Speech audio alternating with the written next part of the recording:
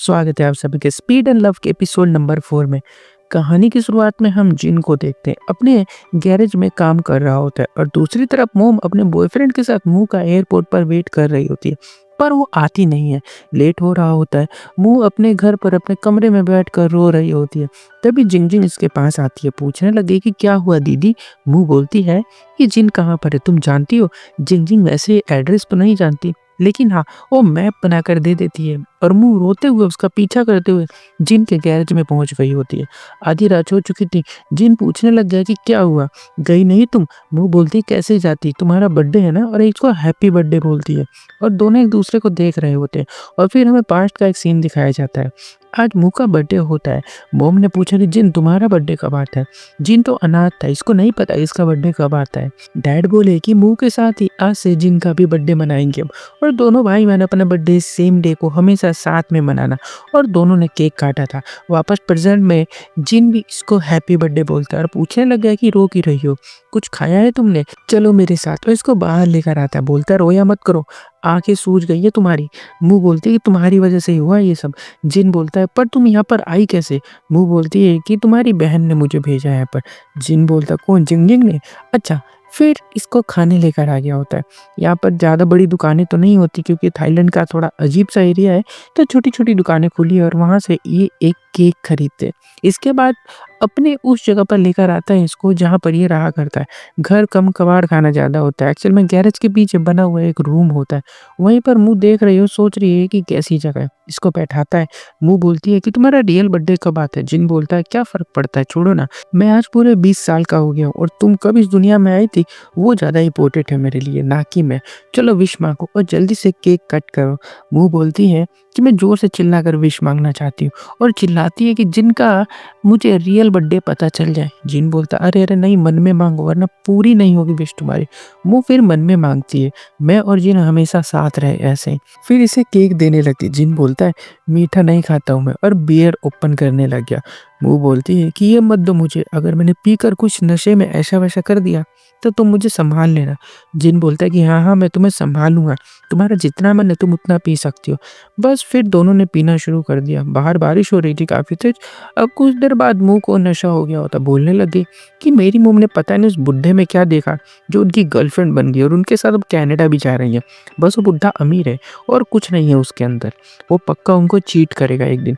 जिन बोलता है कि तुम्हारी मोम को किसी के साथ घर बसाने में टाइम लगता है। डाइवोर्स के बाद भी इतने साल तक वो अकेली रही थी, अब जाके उन्होंने इनको चुना है, तो शायद हो सकता है कि वो उनके लिए अच्छे आदमी होंगे। मुँह बोलती है कि तुम शुरू से ही जानते थे ना कि तुम अडॉप्टेड हो, तभी तुम हमेशा मेरी मम्मी और मेरे पापा बोलते रहते थे। जिन बोलता है कि हाँ, मैं शुरू से ये बात जानता हूँ क्योंकि जब मैं घर आया था तो मैं बड़ा था और तुम उस टाइम पैदा भी नहीं हुई थी। जिससे हमें ये बात समझ आती है कि मुँह की जो अभी उम्र है वो 16-17 साल की है। ये लड़की अभी अडल्ट भी नहीं हुई है। दोनों एक दूसरे की आंखों में डूब गए होते हैं। मुँह बोलती है कि मेरी मोम घर बेच रही है हमारा चाइना वाला, और रोने लग गई। बोलती है मेरे डैड और मोम को तो मेरी परवाह ही नहीं है, मेरा भाई भी मुझसे प्यार नहीं करता, कैसी लाइफ है मेरी। जिन इसको देख रहा होता है, स्माइल कर रहा है। मुँह बोलती है कि तुम्हें सच में मेरी परवाह नहीं और ना ही तुम मुझसे प्यार करते हो। जिन बोलता अच्छा बताओ मैं क्या करूँ ऐसा कि तुमको लगे कि मैं तुम्हें प्यार करता हूँ, क्या चाहती हो। मुँह शर्मा कर मुँह नीचे कर लेती है। जिन बोलता है कि चलो घर चलो, अब काफ़ी रात हो गई है और इतनी रात को बाहर रहना ठीक नहीं होता है। मुँह बोलती है तो क्या हो गया, मैं तो किसी गलत इंसान के साथ थोड़ी हूँ, अच्छे इंसान के साथ हूँ। जिन इसके पास आकर बोलता तुम्हें कैसे पता मैं गलत नहीं हूँ, अगर मैंने तुम्हारे साथ कुछ कर दिया तो मेरी बहन। मुँह बोलती है कि नहीं नहीं मुझे नहीं जाना, ये नहीं जाना चाहती हो। जिन इसके साथ ज़बरदस्ती कर रहा होता है ले जाने के लिए इसको घर पर मुँह को इसके साथ यहीं पर नाइट स्पेंड करनी होती है। तैयार हो गया होता है जाने के लिए। मुँह मुँह को नीचे करके बोलती है कि मैं घर पर क्यों जाऊँगी, वहाँ पर तो गर्म पानी भी नहीं आता, मैं नहाऊँगी कैसे, बिना नहाए मुझे नींद नहीं आती है। तो जिन मान गया होता है आज रात यहाँ पर ये इसको रुकने के लिए अलाउ कर देता है। तभी मुँह के पेट में दर्द होने लग गया होता है। तभी जिन अंदर से अपने कपड़े इसको देता है पहनने के लिए और जल्दी से देखता है इसके पेट में दर्द हो रहा है, तो भाग कर स्टोर चला गया होता है मुँह के लिए सैनिटरी पैड्स लेने के लिए। अब इसे समझ नहीं आ रहा होता है कि कौन सा लूँ और क्या करूँ, तो ये काफ़ी कन्फ्यूज़ होता है, इसलिए ये सारे साइज़ एंड ब्रांड में से एक-एक उठाकर रख लेता है। शॉप ओनर बोलती है कि थोड़े से और सामान खरीद लोगे तो तुम्हें ऑफ मिल जाएगा थोड़े पैसों का। अब जिनको समझ नहीं आ रहा है कि क्या खरीदे ये यहाँ पर क्योंकि इसके काम की कोई चीज़ होती नहीं है। इतने में शॉप ओनर पीछे से प्रोटेक्शन निकाल कर उस पैकेट के अंदर डाल देते हैं। वाह, वाह! बहुत बढ़िया भाई। जिन ने ये देखा नहीं होता और वापस से अपने गैरेज में आ गया होता है और इसको बैग देकर बोलता है कि जाओ अंदर जाओ, मैं बाहर ही हूँ, अगर कुछ चाहिए तो मुझे बुला लेना। मुँह अंदर गई होती है और जिन की टी-शर्ट पहनकर ये बाहर आती है, जिसमें इसकी लेग्स दिख रहे होते हैं, तो जिन इसको पहले देखता है और फिर अपनी नज़रें घुमा लेता है और बोलता है जाकर सो जाओ अब। ये जाकर चुपचाप बेड पर सो गई होती और फिर चिल्लाती है कि तुम कब सो गए? जिन बोला कि बस सोने ही जा रहा था और सामान लेकर जाने लगे। इतने में मुँह चिल्लाती है कि मुझसे ग्लास गिर गया, क्या तुम आकर उठा सकते हो? ये उठाने आ गया होता है। तो मुँह और चिल्लाकर ड्रामा करने लग गई होती है कि मेरे पेट में बहुत ज़्यादा दर्द हो रहा है। जिन बोलता है कि चलो हॉस्पिटल चलते हैं हम और मुँह ने कहा कि नहीं, नहीं ये पेन हॉस्पिटल जाकर ठीक नहीं होगा, ये खुद ही ठीक हो जाता है थोड़े टाइम बाद। जिन को काफ़ी फ़िक्र हो रही होती है इसलिए गूगल करके देख रहा होता है। यहाँ से पता चलता है कि अगर हम वहाँ पर कुछ वार्म गर्म चीज़ लगाते हैं जैसे कि हाथ, तो आराम मिलता है थोड़ा पेन से और हल्का-सा वहाँ पर प्रेस भी करना होता है। मुँह खुद नहीं कर पा रही होती है, इसीलिए जीन का हाथ पकड़कर वहाँ पर लगा देती है और बोलती है कि तुम काफ़ी गर्म हो, तुम मेरी हेल्प कर सकते हो।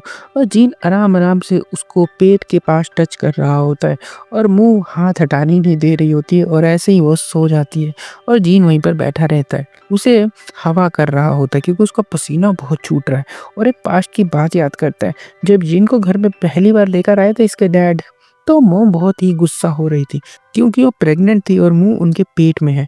तो गुस्सा हो रही थी कि मैं इन 2 बच्चों को कैसे पालूँगी? एक पेट में है और एक तुम लेकर आ गए।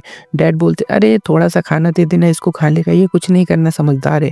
और हमें यहाँ पर पता चलता है कि ये लड़का मुँह के डैड के दोस्त का बेटा है जो कि कार रेसिंग किया करते थे और कार रेसिंग में इनकी जान चली गई थी। तो इसको अब अनाथ और अकेले तो नहीं छोड़ सकते ना, इसलिए मुँह के डैड इसको अपने साथ उठा कर ले आए थे। बस थोड़ी मेहनत करनी और हम दोनों पाल लेंगे, ऐसा कहते हैं। लेकिन मोम को गुस्सा कम ही नहीं हो रहा होता है। किसी से कॉल पर बुराई भी कर रही होती हैं। हमें कुछ टाइम बाद का सीन दिखाया गया होता है कि मेरे हस्बैंड ने मुझको प्रेग्नेंट कर दिया था, मेरा काम छूट गया, मेरी डांस क्लासेस छूट गई सारी, अब मैं क्या करूँ? और हम देखते हैं कि यहाँ पर मुँह थोड़ी बड़ी हो गई होती है और जिन इसका काफ़ी ख़्याल रखा करता था, इसको खाना-वाना खिलाता था मतलब दूध पिलाता था। लेकिन एक बात हैरानी की थी कि मुँह कभी बोलती नहीं थी। देखते-देखते सालों बीत गए और मुँह अब बड़ी हो गई। जिस उम्र में बच्चे अक्सर गाना भी गा लिया करते हैं, लेकिन मुँह तो कुछ बोला ही नहीं करती थी। तो मोम को काफ़ी टेंशन होने लगी कि जीन ने मेरी बेटी के साथ कुछ तो किया है, जिस वज़ह से ये बोल नहीं पाती और गूंगी हो गई है। अब इस लड़के ने मेरी लाइफ हेल बना कर रख दी है। इसलिए जीन को ऑर्फनेज में भेज रही होती है वापस से।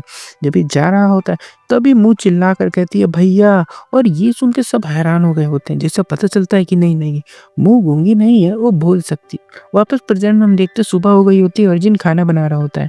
इसका मैकेनिक साथ ही कोकोनट वाटर लेकर आया होता है। जिन इनको अंदर जाने से मना करता है क्योंकि कोई आया हुआ है। दोनों मैकेनिक हैरान होते हैं कि आखिर कौन आया है और आया भी है तो अंदर वो कैसे जा सकता है क्योंकि जीन किसी को भी अंदर नहीं जाने देता है। एक बोलता है कि शायद नाना आई होगी, पर नहीं, नहीं लास्ट टाइम जब वो आई थी और अंदर घुसी थी तो जिन ने उसको उठाकर फेंक दिया था। तो जभी से वो डर के मारे यहाँ पर आती नहीं है तो पक्का कोई और होगा। और फिर ये दोनों अपने काम में लग जाते हैं। तभी बाहर मुँह आती है मटकते-मटकते, सो के उठी होती है ना, इसको कुछ पता होता नहीं। ये कार में आकर बैठ गई होती है क्योंकि कार चल नहीं रही है, मैकेनिक इसको बना रहे होते हैं। ये दोनों देखकर हैरान होते, कह रहे कौन हो तुम? मुँह बोलती है मैं जीन की छोटी बहन हूँ। फिर मैकेनिक इसके लेग्स को देख रहे होते हैं। मुँह बाहर आ गई होती है। जीन बोलता है अरे तुम दोनों क्या देख रहे हो? जाओ यहाँ से। और मुँह तुमने अभी तक पैंट क्यों नहीं पहनी है? जाकर पैंट पहनो और खाना खा लो। जीन पूरी शिद्दत से इसके लिए खाना बना रहा होता है। मुँह बोलती है कि मेरा बैग खोलने में मेरी हेल्प कर दोगे क्या? उसमें से मुझे सामान निकालना अपना। ये बोलता है बैग क्यों खोलना है? अब क्या करोगी? कुछ नहीं खोलना, जाओ यहाँ से। मुँह बोलती है मैं यहीं पर रहना चाहती हूँ। मैकेनिक हैरान हो रहे होते कि ये दोनों भाई-बहन है या गर्लफ्रेंड बॉयफ्रेंड है? जिस तरह से ये बहस कर रहे होते। मुँह जिद कर रही होती है कि मुझे यहीं पर रख लो प्लीज़, और दोनों खाने में लगे पड़े होते। खाना बनाते-बनाते बहस चल रही होती है। दूसरी तरफ हम लिन को देखते। हाँ, वही जो कि फाइट क्लब ऑर्गेनाइज़ करता है ना, ये एक दिन एक रेस खेल रहा था जिसके अंदर एक ब्लैक कलर की कार आती है इसके पास उड़ते हुए, और उस ब्लैक कलर की कार को एक लड़का चला रहा होता है जिसने एक मून हेड वाली कैप पहनी होती है, और उसने लिन को हरा दिया था। अब लिन उसी टाइम से बहुत ज़्यादा टेंशन में और परेशानी में होता है कि आखिरकार वो लड़का था कौन जिसने मून कैप पहना था, और ये अपने आदमियों से बोल रहा होता है कि उसको जल्दी से जल्दी खोज कर यहाँ पर लेकर आओ कि आखिर वो है कौन जिसने मेरी रेस खराब की थी और जीता था। और यहाँ पर एपिसोड ये वाला ख़त्म हो जाता है। इसके बाद का वो हम अगले एपिसोड में देखेंगे जो कि थोड़ा और इंटरेस्टिंग है। उसको देखने के लिए चैनल को ज़रूर सब्सक्राइब कर देना और वीडियो को भी लाइक कर दो। मिलता हूँ तब तक के लिए, बाय।